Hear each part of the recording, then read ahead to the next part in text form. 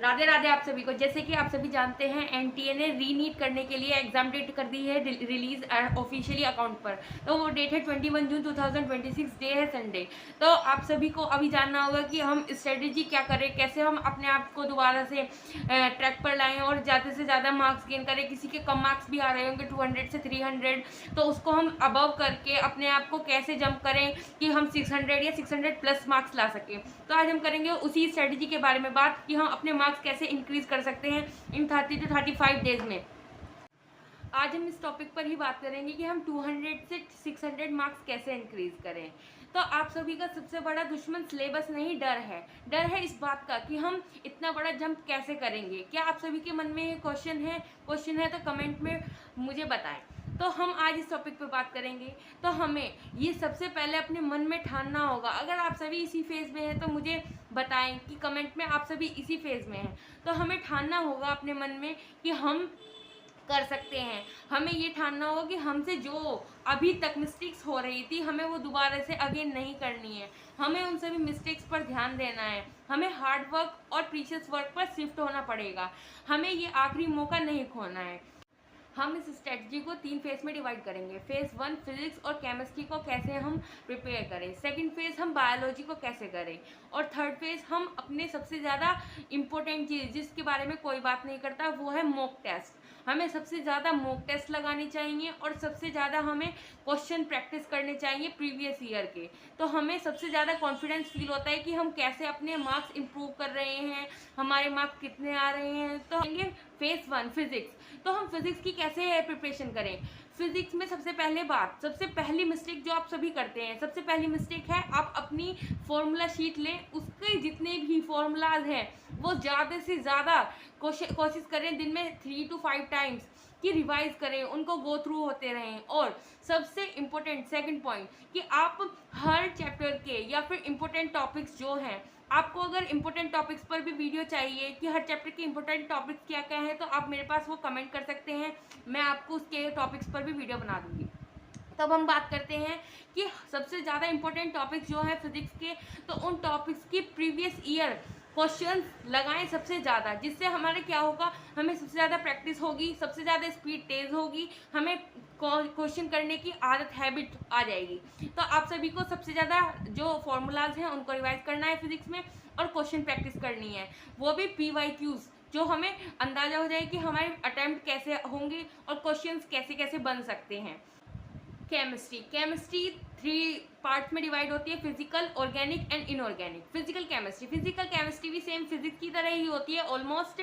हमें उसमें भी फॉर्मूला शीट बनानी है हर चैप्टर्स की, और सबसे ज़्यादा कोशिश करनी है कि हम फॉर्मूलाज रिवाइज करें और क्वेश्चन प्रैक्टिस करें PYQs, और ज़्यादा से ज़्यादा मॉक लगाएं। सेकंड, अब हम बात करेंगे ऑर्गेनिक केमिस्ट्री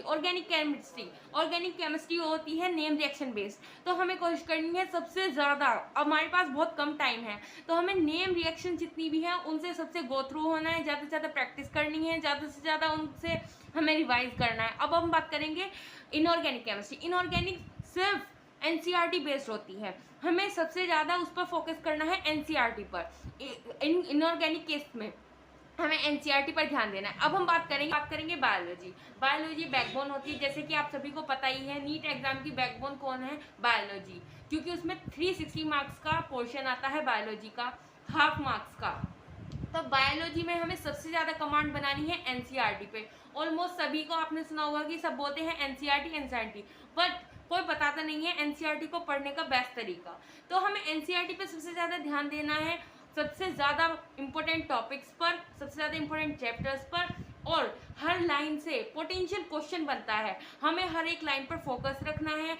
हम हर एक डायग्राम पर, हर एक लेबलिंग पर फोकस रखना है कि हमें हर एक लेबलिंग, हर एक डायग्राम के नीचे जो वर्ड्स लिखे होते हैं, जो भी उनके बारे में लेबलिंग लिखी होती है, उनका नाम लिखा होता है, और हमें जो समरी होती है वो पढ़नी चाहिए। तो वो सभी चीज़ पे हमें बायोलॉजी की NCERT बेस्ड, आपको पता है एग्जाम आता है, तो उस पर ध्यान रखना है। अब हम बात करेंगे लास्ट फेज 3। अगर आप सभी को 600 प्लस मार्क्स लाने हैं तो आपको बायोलॉजी में 340 प्लस मार्क्स लाने ही पड़ेंगे। तो आप सबसे ज़्यादा NCERT पर फोकस कीजिए बायोलॉजी के लिए। अब हम बात करेंगे फेज 3, जो सबसे ज़्यादा स्टूडेंट गलतियां करते हैं, मॉक टेस्ट ना देने की गलती। हमें सबसे ज़्यादा ध्यान देना चाहिए मॉक टेस्ट पर। तो आप सभी जब भी ये वीडियो देख रहे हैं, आप सभी तक जब भी ये वीडियो पहुंच रही है, तो आप उस दिन से ही कोशिश करें कि ज़्यादा से ज़्यादा मॉक टेस्ट लगाएं। डेली का एक मॉक टेस्ट ज़रूर दें। तब हम बात करेंगे मॉक टेस्ट में क्या क्या मिस्टेक्स होती हैं, मॉक टेस्ट देने पर हमें क्या ध्यान रखना चाहिए, हमें कौन सा पोर्शन अपना ज़्यादा देखना चाहिए। हमें मॉक टेस्ट देते हुए ये ध्यान रखना चाहिए हमें कौन सा पोर्शन आ रहा है, कौन सा पोर्शन हमसे मिस्टेक हो रहा है। और सबसे इम्पोर्टेंट बात जिसके बारे में कोई बात नहीं करता, कि हमें सबसे पहले एक मिस्टेक नोटबुक बनानी चाहिए। वही है जो हमारा एग्ज़ाम क्लियर करा सकती है। हमें मिस्टेक नोटबुक बनानी चाहिए, उसमें हमें जो भी हमारे पेपर में हमें मिस्टेक्स हो रही हैं, जो क्वेश्चंस हमारे लगा रहे हैं, मिस्टेक आ रही है बार बार, तो हम उसे एक नोटबुक में नोट करेंगे और नेक्स्ट मॉक देने से पहले हम उस नोटबुक से गो थ्रू होंगे, तो हमें पता चल जाएगा कि हमारी मिस्टेक्स कहाँ पे आ रही है, कौन सा टॉपिक वीक है, तो हम उसे रिवाइज करेंगे। नेक्स्ट टाइम से हमारी वो मिस्टेक नहीं होने की है। तो हम सबसे ज़्यादा ध्यान देंगे किस पर, हम सबसे ज़्यादा ध्यान देंगे मॉक टेस्ट पर। आपको घबराना नहीं है, आपके मार्क्स 200 आए, 250 आए, बट आपको कंसिस्टेंसी से लगे रहना है। डे बाय डे हमें डेली एक मॉक देना है, बस हमें कंसिस्टेंसी से लगे रहना है, हमें घबराना नहीं है। जब भी हम मॉक देंगे हमारे मार्क्स 200 भी आएंगे, 250 भी आएंगे, 340 भी आएंगे, 350 भी आएंगे, 400, मतलब कि फ्लक्चुएशंस होता रहेगा, बट हमें घबराना नहीं है। और मॉक के बाद हमें एनालिसिस करनी है। एनालिसिस करने के बाद हमें देखना है कि हमारी मिस्टेक्स कहाँ पर हो रही है, कौन सा टॉपिक ठीक हो रहे हैं। जिस पर मिस्टेक्स हो रही हैं तो उसके लिए हमें बनानी है मिस्टेक कॉपी। मिस्टेक कॉपी में हमें सारी चीज़ नोटिस करनी है। नेक्स्ट मॉक देने से पहले हमें उस मिस्टेक नोटबुक से गो थ्रू होना है। मिस्टेक नोटबुक से हम गो थ्रू होंगे तो हमें पता चल जाएंगे हमारी मिस्टेक्स क्या हैं। तो हमें वो मिस्टेक से गो थ्रू होने के बाद नेक्स्ट टाइम हमारी वो मिस्टेक्स नहीं होंगी। तो हमें इस चीज़ पर सबसे ज़्यादा ध्यान देना है।